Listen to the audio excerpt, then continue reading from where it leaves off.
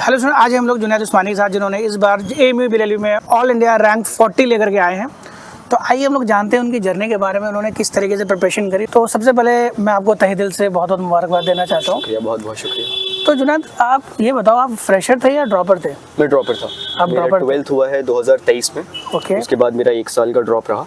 Okay. और उसके बाद फिर मैंने एग्जाम दिया। तो फिर ड्रॉप आपने लिया था, तो आपने किसी मतलब जामिया या एएमयू के लिए प्रिपरेशन किया या किसी अदर मैं मेन ड्रॉप लिया था क्लैट के लिए, क्योंकि 2023 में जब मेरी 12th कंप्लीट हुई तो उसके बाद भी मैंने जस्ट एक बार अटेम्प्ट किया था क्लैट का। रैंक बहुत ही ज़्यादा ख़राब आई थी, तो कोई एनएलयू नहीं मिला था। ओके। शुरू से सिंस 12 जब से लॉ का सोचा था तब से यही प्लान था कि क्लैट ही करना है, बिकॉज एक परसेप्शन बना रहता है CLAT is the high class, NLU ही जाना है। और वो भी कोई भी एनएलयू नहीं जाना है, बल्कि एक टॉप क्लास एनएलयू जाना है। तो मुंबई, गुजरात, यही था टारगेट हमेशा से।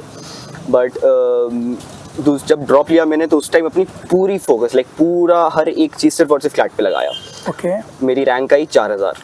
तो दैट वाज नॉट, मतलब बहुत ज़्यादा अच्छी रैंक नहीं थी, जिसकी वजह से जो चाह रहा था वो एनएलयू नहीं मिला। Although I got an NLU, Aurangabad मिल रहा था मुझे, तमिलनाडु मिल रहा था।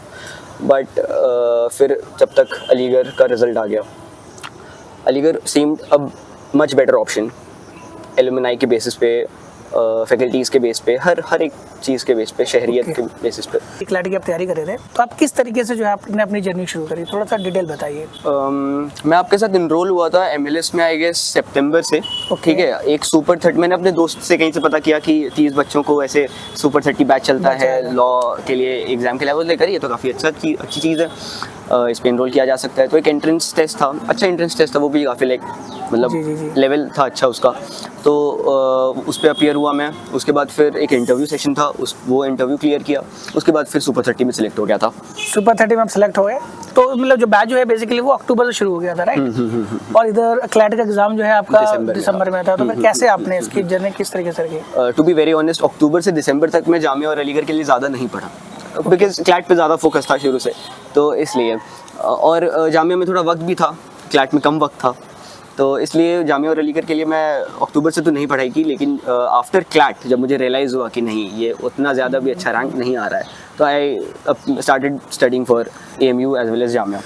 तो जुनैद, मुझे एक बात और ये बताइए, जो आपने तैयारी जो करी, जो आपने स्टडी की होगी, बेसिकली जामिया और एएमयू पे फोकस करते हैं, 5 सब्जेक्ट्स होते हैं, तो उसमें क्या स्ट्रैटेजी थी? जैसे हम बात करें लीगल में आपने किस तरीके से किया? ये इसका शायद मुझे कहीं ना कहीं एडवांटेज मिला है क्लैट के प्रिपरेशन से, क्योंकि लीगल वाला जो थ्योरी वाली पार्ट है, क्वेश्चंस ऑल्दो डिफरेंट आते हैं पैटर्न, बट दी थ्योरी वाला पार्ट, टॉर्ट्स, क्रिमिनल, कॉन्ट्रैक्ट, ये सारी चीज़ें काफ़ी अच्छे से मैंने क्लैट प्रेप के दौरान पढ़ ली थी। तो उस पर एक कहीं अपर हैंड था। और क्वेश्चंस के मामले में मेरे ख्याल से सबसे बेसिक चीज़ जो मैंने अपने एक्सपीरियंस से सीखी है वो यही है कि आप जितने ज़्यादा क्वेश्चंस लगाओगे उतनी ज़्यादा आप परफेक्ट बनोगे। ये चीज़ तो बहुत मैटर करी है। और इस पे एमएलएस का मैं बहुत एक्चुअली थैंक यू बोलना चाहता हूँ, because the number of questions, abundance of questions मुझे एमएलएस की वजह से मिला है।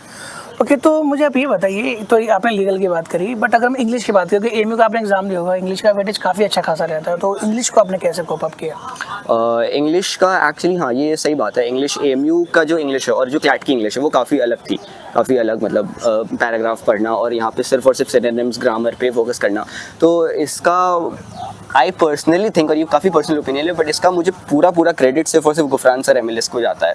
क्योंकि अगर मतलब जिस तरह का जो पैटर्न होता है ना, उस पैटर्न पे क्वेश्चंस बनाना, उस पैटर्न पे क्वेश्चन सॉल्व करना इज़ क्वाइट डिफिकल्ट, और वो पैटर्न प्रोवाइड करना, वो सारी चीज़ें, दैट वाज ओके। तो ये हो गया। फिर उसके बाद हम जीएस की बात करें, जीएस काफ़ी इंपॉर्टेंट है जामिया में भी और एएमयू में भी, तो उसमें फिर आपने कैसे, आपका क्या स्ट्रैटेजी रहा? जीएस के लिए एक्चुअली काफ़ी वास्ट सिलेबस हो जाता है, तो जिसकी वजह से एक किसी पर्टिकुलर बुक या पर्टिकुलर सोर्स को ऑक्यूपाई, मतलब उस पर डिपेंडेंट रहना इज़ क्वाइट डिफिकल्ट।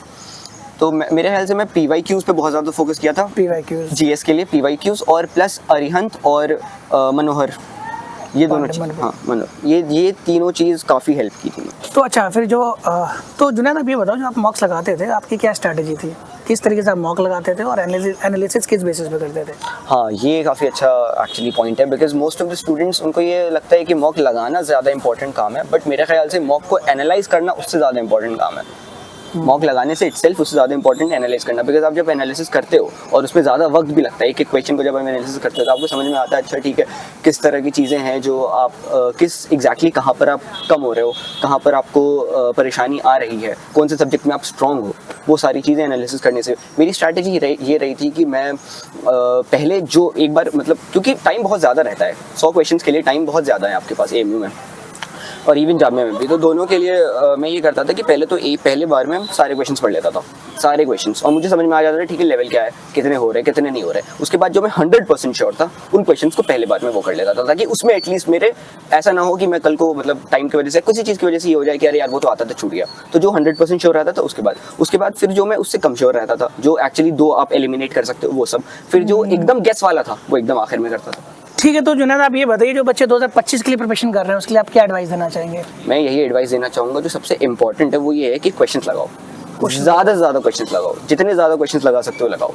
PYQs बनाओ, बहुत हेल्प करते हैं, और क्वेश्चंस PYQs इंपॉर्टेंट है, एंड क्वेश्चन प्रैक्टिस बस जितना ज़्यादा करोगे उतना इंपॉर्टेंट है, राइट? लोग सिलेबस में मगअप करना शुरू कर देते हैं, दैट इज़ नॉट ज़्यादा इंपॉर्टेंट। तो एक लास्ट क्वेश्चन पूछना चाहता हूँ जुनैद कि जैसे भी आपने यहाँ पे एडमिशन लिया है 5 साल के बाद, हम क्या सोच रहे हैं, आप क्या सोच रहे हैं, आप कहाँ होंगे, मतलब what is your future planning after 5 year?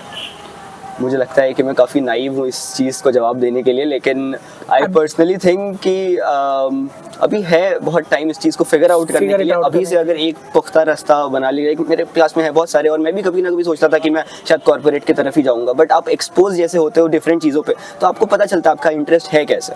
तो अभी तो काफ़ी स्टार्टिंग है, I think I will figure it this out. तो I wish great luck for your future. Thank you. And देखा आपने जुनैद उस्मानी ने किस तरीके से अपनी प्रिपरेशन करी, तो आप इनके टिप्स को जो भी इन्होंने गाइडेंस दिया उनको फॉलो कीजिए अगर आप 2025 की तैयारी कर रहे हैं। तो डियर स्टूडेंट्स, मिलते हैं हम लोग नेक्स्ट वीडियो में। See you in the next video, till then bye bye.